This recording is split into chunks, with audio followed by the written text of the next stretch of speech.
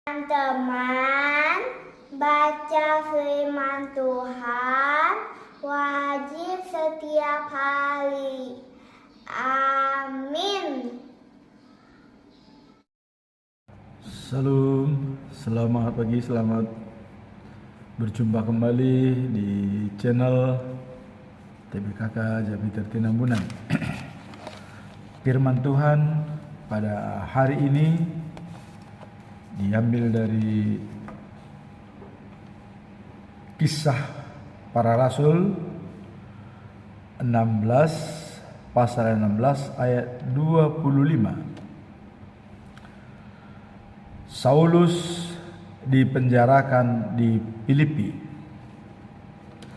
Sebagai natsnya atau ayat hari ini adalah sebagai berikut. Tetapi kira-kira tengah malam, Paulus dan Silas berdoa dan menyanyikan puji-pujian kepada Allah. Dan orang-orang hukuman mendengarkan mereka. Inilah firman Tuhan hari ini, bahwa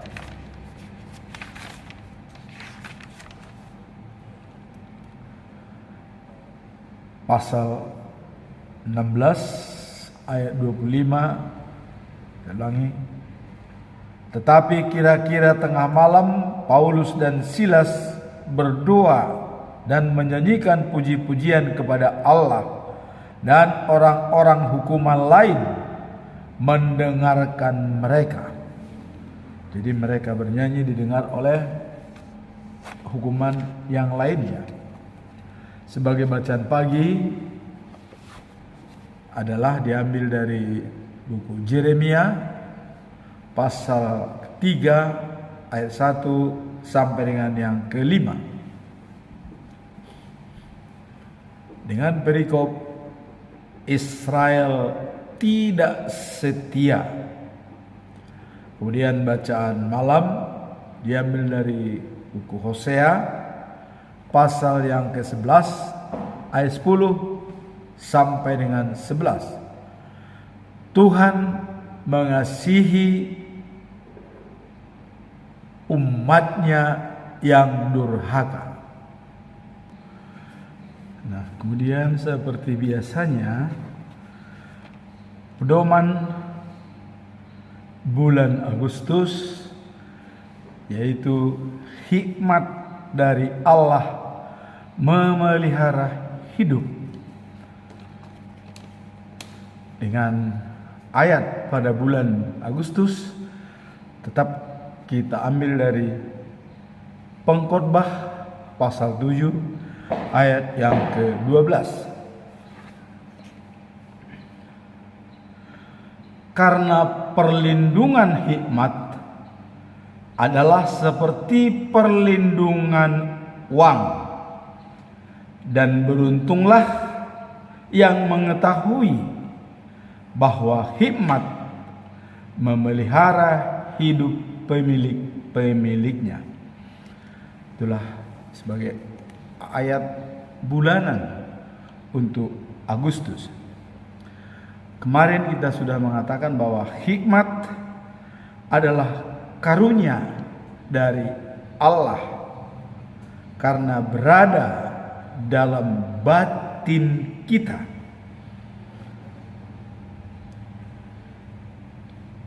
Diikuti dengan kebijaksanaan yang diolah oleh pikiran kita, berpikir, berdoa, berusaha, dan berbuat.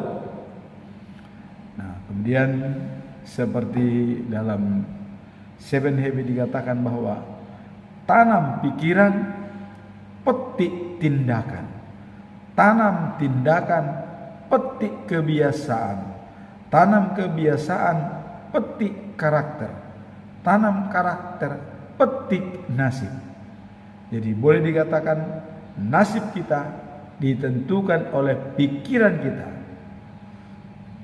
Itulah yang dinamakan kebijaksanaan, dan dimulai dengan berhikmah dari batin kita untuk mengolah pikiran kita sehingga bisa menjadi memetik apa yang kita inginkan.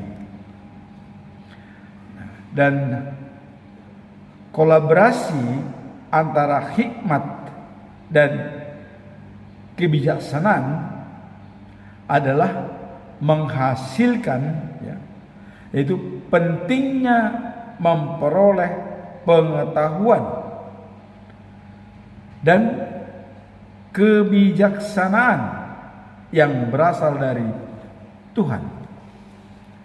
Dalam Amsal 1 ayat 7 dikatakan, takut akan Tuhan adalah permulaan pengetahuan, tetapi orang bodoh menghina hikmat dan didikan. Nah, kemudian kemarin juga kita sudah katakan, kalau ada orang yang kurang berhikmat, kita baca dalam Yakobus 1 pasal yang 1 ayat kelima, kekurangan hikmat hendaklah ia memintanya dari Tuhan Allah yang murah hati dengan memberikan secara cuma-cuma. Itulah prolog daripada hikmat dan kebijaksanaan yang selalu kita bawa dalam tema di dalam bulan Agustus ini. Sekarang kita masuk dalam perikop hari ini, yaitu Paulus dipenjarakan di Filipi. Paulus berada di Filipi bersama dengan Silas. Dan waktu Paulus di Filipi berdoa di rumah Tuhan, dia bertemu dengan seorang wanita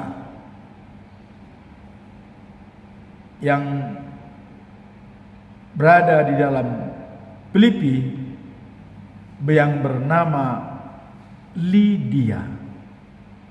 Nah, kemudian Paulus memberikan pencerahan dan akibat pekerjaan Roh Kudus sehingga Lydia percaya kepada Yesus Kristus juru selamat. Maka Lydia dibaptis oleh Paulus bersama dengan keluarganya, dan dia adalah orang Tiatira, dan Lydia dan seisi rumahnya dibaptis Paulus di rumah Lydia. Dan kemudian Paulus diajak oleh Lydia, karena dia sudah merupakan pengikut Tuhan Yesus, diajaklah Lydia menumpang di rumah Lydia. Kemudian pada waktu Paulus berada di sana, dia bertemu dengan seseorang wanita, di mana wanita tersebut dikuasai oleh roh jahat.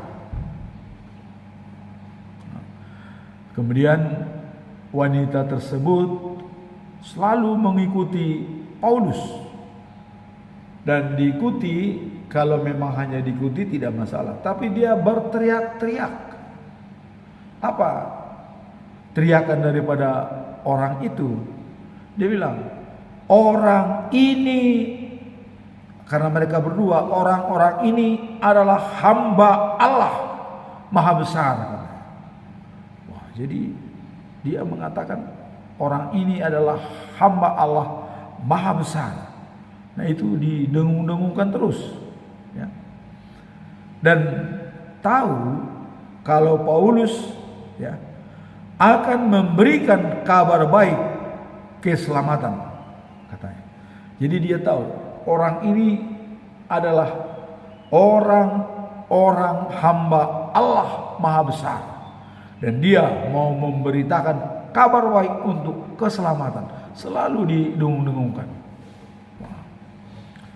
Jadi akhirnya ya, beberapa hari wanita itu terus berteriak seperti itu. Nah, sehingga Paulus ya kesabarannya terbatas. Dia hilang kesabarannya. Kemudian apa yang terjadi? Waktu wanita itu berteriak mengatakan, orang-orang ini adalah hamba Allah Maha Besar, katanya, akan memberitakan kabar baik. Paulus langsung menoleh ya, dan melihat pada roh jahat itu. Maka Paulus langsung mengatakan, atas nama Yesus Kristus, saya perintahkan engkau keluar dari wanita itu. Langsung spontan ya Paulus, karena kesabarannya tadi sudah hilang. Atas nama Yesus, saya perintahkan keluar kau dari wanita itu. Akhirnya ya, roh itu meninggalkan wanita itu. Akhirnya tidak ada lagi berteriak-teriak. Nah, kemudian para majikan galau, majikan daripada wanita itu, karena wanita itu diperalat mereka untuk mendapat keuntungan atau harta ya. Karena roh jahat itu dipercaya bisa mendatangkan harta kekayaan bagi mereka. Nah, majikan-majikan ini gusar loh. Ini wanita itu bukan lagi dia bisa nanti penghasilan bagi kita. Wah, mereka langsung berencana untuk menghadapkan ya, Paulus kepada pejabat-pejabat di Roma. Nah, jadi karena selama ini roh jahat itu sebagai penghasilan daripada mereka, majikan-majikan tersebut, mereka menghadapkan Paulus dan Silas kepada pejabat-pejabat pemerintah Roma. Kemudian berkata mereka, jadi dipelesetkanlah apa yang sebenarnya terjadi. Dia bilang, orang ini menganjurkan orang melakukan adat kebiasaan yang bertentangan dengan hukum-hukum kita, orang-orang Roma. Jadi diputar balikkan ya. Orang ini katanya adalah mengajarkan ya, melakukan adat kebiasaan yang bertentangan dengan hukum-hukum kita, orang-orang Roma. Kita tidak dapat menerima dan menuruti adat kebiasaan itu. Itulah alasan daripada pejabat-pejabat tadi yang kehilangan pendapatan karena roh jahat itu sudah keluar dari wanita itu. Karena roh jahat itu selama ini memberikan kepada mereka penghasilan ya. Nah, akibatnya hilang. Maka mereka berdalih, orang ini mengajarkan adat-adat kebiasaan mereka yang bertentangan dengan orang-orang Roma. Itulah alasan dari mereka. Nah, kemudian orang banyak turut menyerang Paulus dan Silas. Wah, udah diserang banyak. Akhirnya apa yang terjadi? Pejabat-pejabat pemerintah mencabik pakaian dan tubuh kedua rasul itu. Jadi pakaiannya dicabik, ya, disobek pakaiannya. Nah, kemudian setelah mereka sobek, maka orang itu mencambuk berdua Paulus dengan Silas. Dicambuk beberapa kali. Itulah ngerinya ya. Nah, setelah dicambuk, mereka dengan hebat baru dimasukkan dalam penjara. Jadi sudah dicambuk dengan sangat kesakitan mereka, baru dijebloskan dalam penjara. Dan penjara itu juga penjara yang paling dalam. Kemudian dirantai kedua kakinya, ya, mereka dijebloskan dalam penjara. Nah, kemudian setelah mereka masuk dalam penjara, kepala penjara disuruh menjaga mereka dengan ketat sekali karena takut dia keluar. Nah, dan dimasukkan dalam penjara paling dalam, dibelenggu kaki mereka pada balok kayu, ya, diikat. Nah, jadi kejadian memang Tuhan pasti akan memberikan yang terbaik kepada hamba-hambanya. Pada waktu tengah malam, Paulus dan Silas berdoa. Ya, mereka berdoa, kemudian menyanyikan puji-pujian kepada Allah. Dan tahanan yang lainnya itu mendengar apa yang dinyanyikan mereka, didengar oleh tahanan yang lain. Tiba-tiba terjadi gempa bumi yang hebat sekali, sampai pondasi penjara itu pun turut bergoncang. Pada waktu tengah malam, Paulus bernyanyi dan mereka berdoa, datang gempa bumi yang dahsyat sampai pondasi daripada penjara itu bergoyang semua. Nah, dan semua pintu yang ada di penjara terbuka, tidak ada lagi yang tertutup. Dan semua rantai-rantai yang membelenggu tahanan itu terlepas, terbuka. Wah, ini. Nah, kemudian akhirnya kepala penjara terkejut, bangun. Wah, ketika melihat pintu-pintu gerbangnya atau pintu-pintu penjara itu terbuka, ia mengambil pedangnya dan mau menghunuskan kepada dia untuk bunuh diri. Karena dia menganggap semuanya penjara sudah kabur. Tapi Paulus berteriak, ya. Paulus berteriak. Sekeras-kerasnya Paulus berteriak, "Jangan bunuh dirimu," katanya. "Kami semua masih ada di sini." Wah, kaget penjaga penjara. Wah, ternyata belum ada yang keluar, pintu sudah terbuka. Paulus langsung berkata, "Kami masih ada di sini," katanya. Kepala penjara langsung mengambil lampu dan melihat ke dalam. Dengan gemetar ia tersungkur di depan Paulus dan Silas. Jadi cara gemetar dia tersungkur di depan Paulus dan Silas karena mereka tidak keluar, ada tetap di dalam penjara. Nah, sehingga penjaga kepala penjara ini aman, kira-kira begitu. Dia tersungkur di depan Paulus. Nah, kemudian membawa mereka keluar dan berkata, nah, setelah mau dibawa keluar, "Tuan-tuan, apa yang harus saya lakukan supaya saya diselamatkan?"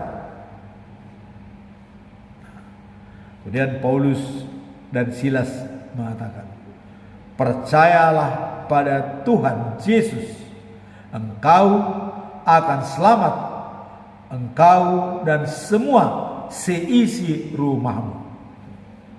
Itu jawaban Paulus. Karena orang penjara sudah ketahui, apa yang harus saya lakukan supaya saya selamatkan? Percayalah kepada Yesus, berikut seisi rumahmu, kamu akan selamat. Nah, lalu Paulus dan Silas mencoba menjelaskan apa yang terjadi tengah malam. Nah kemudian setelah disampaikan kepada penjaga penjara tersebut, ya, bahwa pada tengah malam itu katanya kepala penjara langsung membawa mereka. Jadi waktu dijelaskan, dan kepala penjara langsung membawa mereka berdua keluar dan mengatakan dan untuk diselamatkan dengan membersihkan luka-luka mereka berdua supaya bisa untuk berjalan. Nah, pada tengah malam itu juga waktu terjadi gempa bumi, ya, dan luka-luka mereka itu dibersihkan. Kemudian apa yang terjadi? Kepala penjara itu, karena dia membawa ke rumahnya, ya, berdua, Paulus dan Silas, mereka semua dibaptis berikut keluarganya. Itulah hebatnya pekerjaan Roh Kudus, ya, mujizat Tuhan terjadi, dibaptis. Dan pada saat itu, ya, Paulus dan Silas, ya, dikatakan kalian bebas dari penjara. Wah, artinya boleh, silahkan keluar, kalian bebas. Tapi Paulus cerdik, ya, karena Paulus ini boleh dikatakan sudah keluarga negara Roma. Paulus berkata kepada petugas, ya, penjaga daripada penjara, kami warga negara Roma, tanpa diadili kami sudah dicambuk di hadapan umum dan masuk lagi dalam penjara. Nah ini kata Paulus kepada polisi penjaga itu. Nah sekarang menyuruh kami pergi diam-diam. Oh, kami tidak mau, kata Paulus. Kami disuruh pergi diam-diam, padahal kami waktu masuk penjara tanpa diadili dicambuk, katanya. Kemudian pergi diam-diam. Terus bagaimana hukum di Roma? Kami warga negara Roma. Itulah kata-kata Paulus. Nah kemudian setelah pejabat-pejabat mendengar Paulus warga negara Roma, mereka menjadi takut sekali karena ini bisa bumerang, bisa berbalik kesalahan itu kepada polisi itu, kepada mereka. Nah, akhirnya mereka minta maaf kepada Paulus dan Silas. Minta maaf mereka karena sudah melakukan kesalahan yang seharusnya tidak terjadi seperti itu. Mereka minta maaf. Setelah mereka minta maaf, lalu, ya, orang itu Paulus dan Silas keluar karena mereka sudah minta maaf. Ya, artinya kalau sudah minta maaf dia tidak lagi mengingat. Tapi yang jelas adalah pejabat negara yang meminta maaf, bukan hanya kepala penjara, tapi sudah pejabat-pejabat negara atau polisi yang bertugas minta maaf kepada Paulus dan Silas.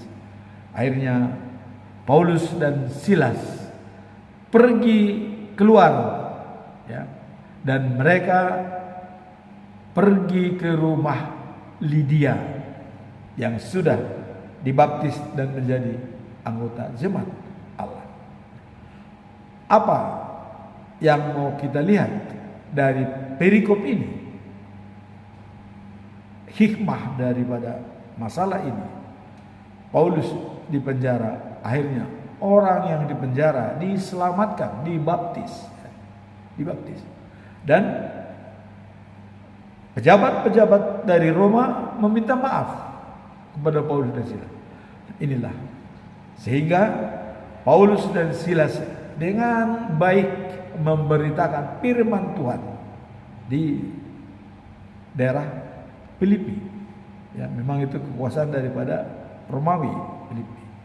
Nah, maka Filipi lah yang dibangun oleh Paulus sebagai jemaat yang sangat disayangi. Nah, jadi dengan demikian bisa kita lihat bahwa Tuhan tidak pernah tidur. Dia tetap bekerja untuk menyelamatkan hambanya yang selalu percaya pada Tuhan. Itulah pengalaman daripada Filipi. Paulus di Filipi di penjara akhirnya menjadi baik dan ada yang dibaptis dan pemerintah Roma minta maaf kepada mereka. Kemudian kita masuk dalam bacaan pagi, yaitu Yeremia pasal yang ketiga ayat 1 sampai dengan 5. Israel tidak setia. Kenapa Israel dikatakan tidak setia? Tuhan berkata, bila ada seorang istri diceraikan oleh suaminya, lalu wanita itu menjadi istri orang lain, maka bekas suaminya tidak boleh mengambil dia kembali sebagai istri, sebab itu akan merusak negeri, kata Tuhan. Nah, tapi dikatakan, engkau Israel sudah punya banyak kekasih, masa engkau kembali kepadaku, kata Tuhan. Kekasih itu artinya dia sudah berselingkuh dengan dewa-dewa Baal, ya, dan yang menyembah berhala. Sudah banyak dikunjungi mereka. Itu maksud Tuhan. Sudah punya kekasih, yaitu dewa Baal, ya.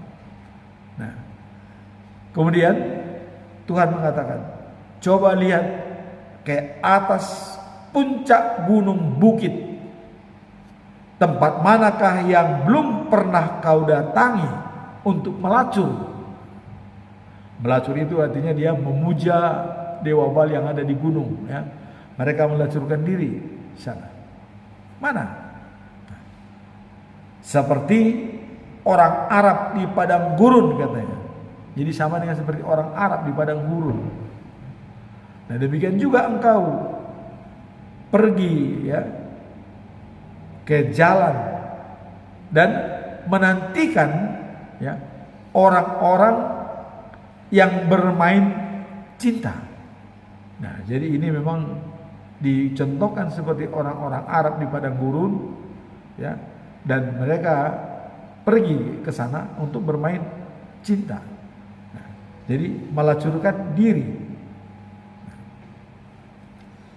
Kemudian dikatakan menajiskan negeri ini dengan perzinahan dan kejahatan. Jadi orang Israel itu sudah dicap mereka berzina dengan wanita-wanita dan melacurkan diri kepada dewa-dewa, artinya menyembah berhala. Ya. Dikatakan makanya ada peringatan. Itu sebabnya, kata Tuhan. Jadi akibat perbuatan mereka itu ada masalah terjadi pada Israel. Kata Tuhan apa? Itu sebabnya, kata, langit tertahan dan hujan di musim semi tidak kunjung datang. Jadi di langit tertahan hujan itu, berkat itu tidak turun ke bumi, kata Tuhan, karena kelakuan kalian.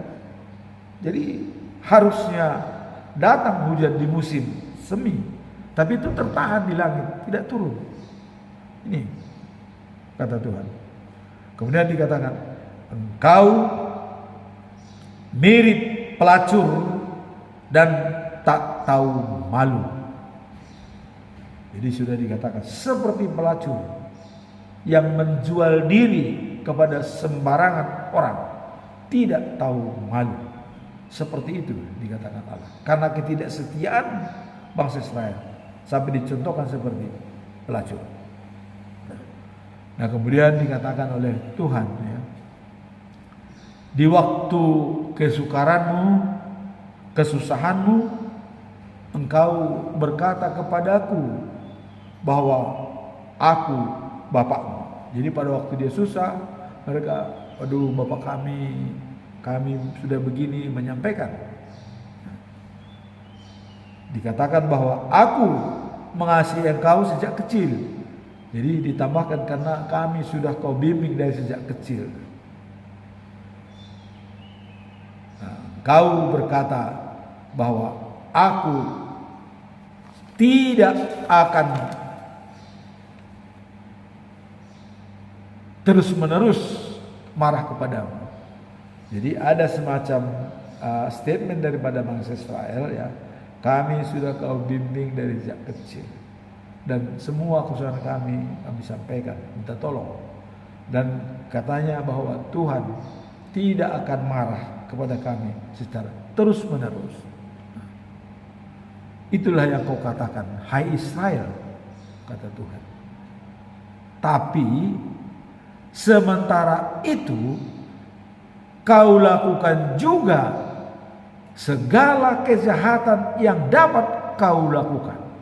Jadi di samping mereka sudah mau bertobat, sudah mau mengatakan yang sebenarnya, minta ampun, dan menganggap bahwa Tuhan membimbing mereka dari sejak kecil dan Tuhan tidak marah-marah, tapi pada saat itu juga mereka berbuat kejahatan. Ini kata Tuhan.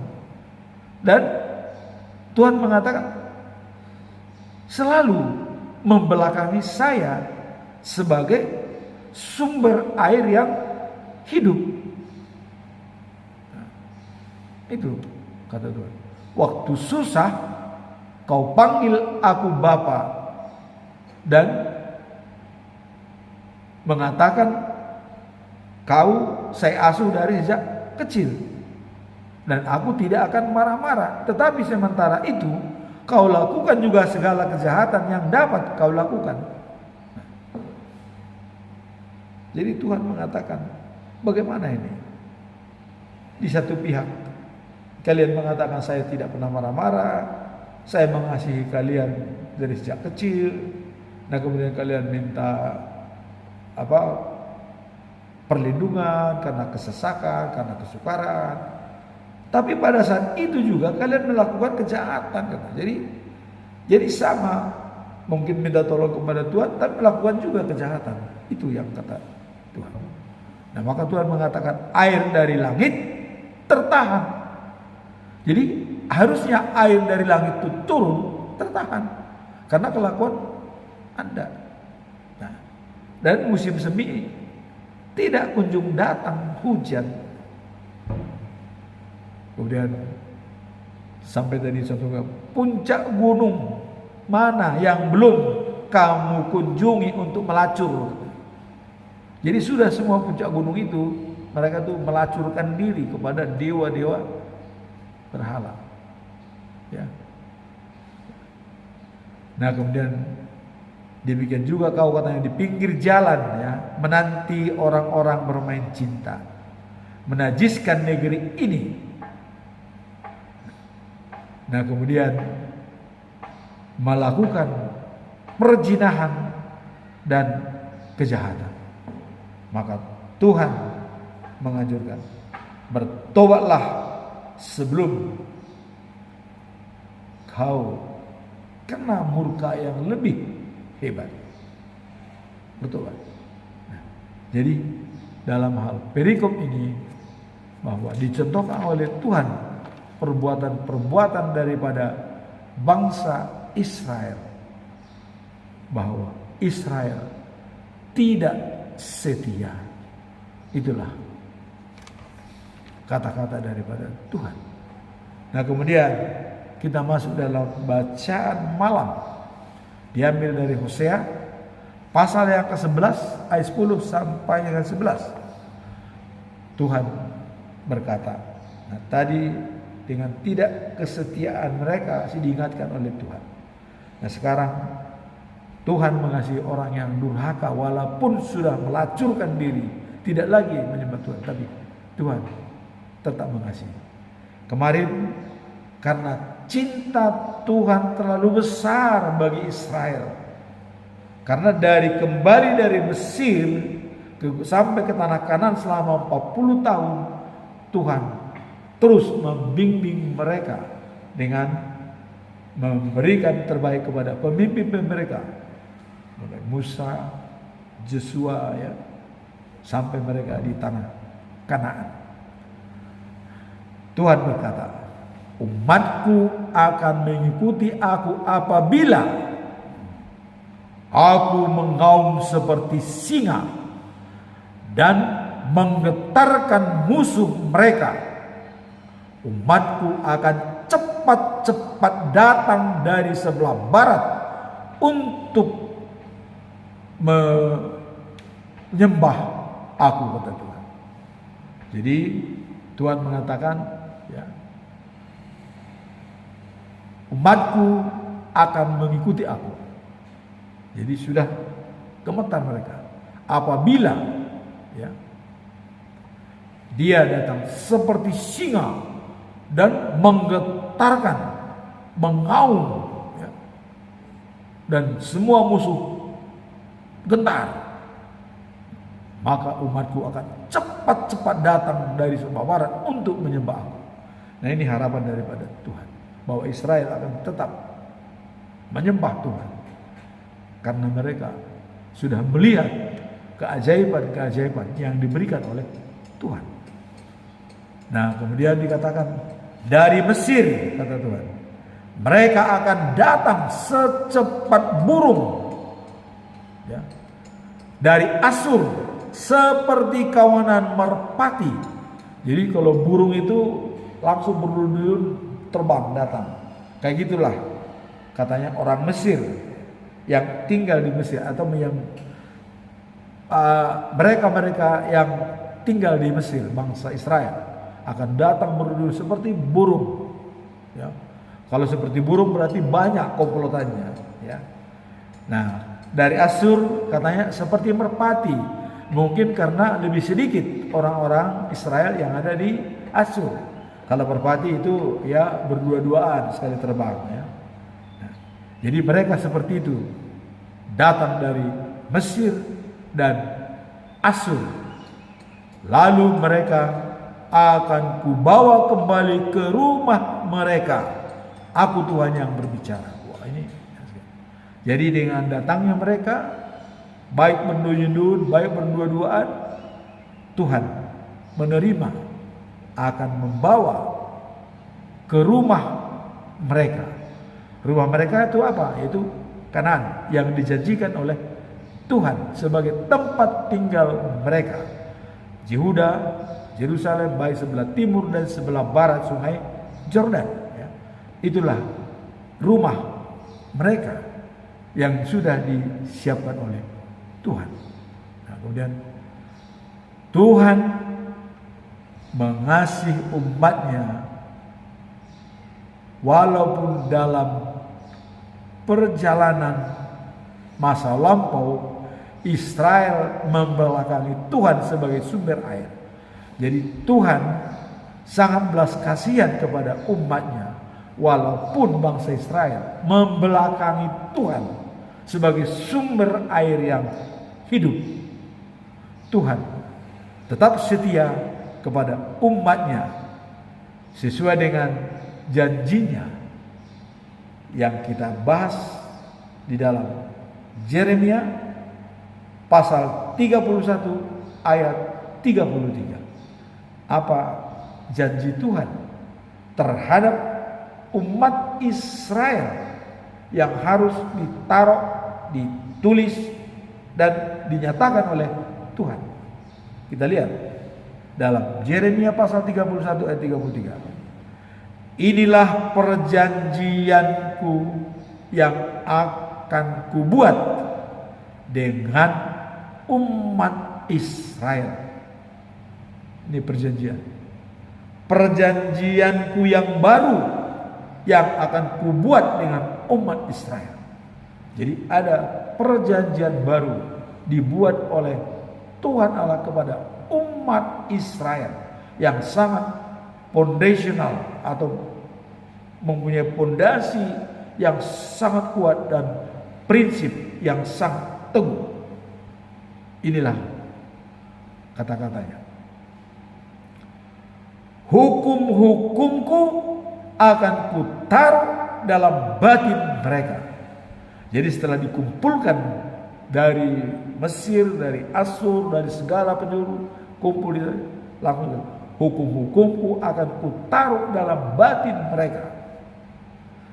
Kemudian hukum-hukumku kutulis dalam hati mereka.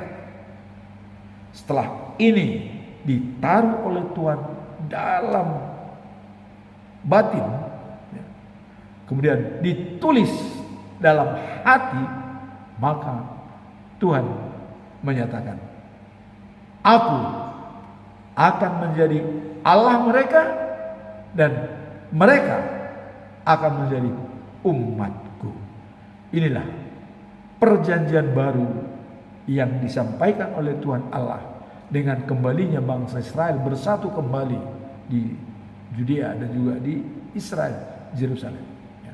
Jadi dipatrikanlah itu, sehingga sudah dapat diprediksi tidak perlu lagi orang lain menasihati orang Israel, kenallah Tuhan, nggak perlu lagi, atau kenallah Tuhan Allah, nggak perlu lagi, karena sudah dipatrikan. Nah, demikian jugalah kepada kita semua. Semoga Tuhan Allah juga mematrikan firman-Nya kepada kita, kepada batin kita, dan juga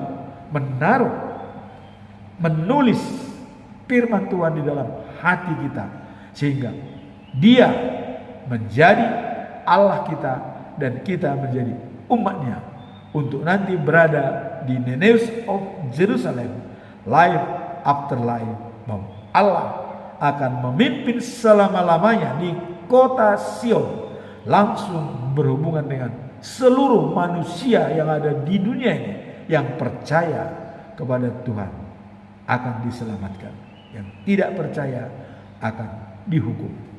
Demikianlah firman Tuhan pada hari ini. Semoga apa yang kita baca tadi bisa menjadi berkat bagi kita demi kebenaran firman Tuhan. Amin. Tuhan memberkati.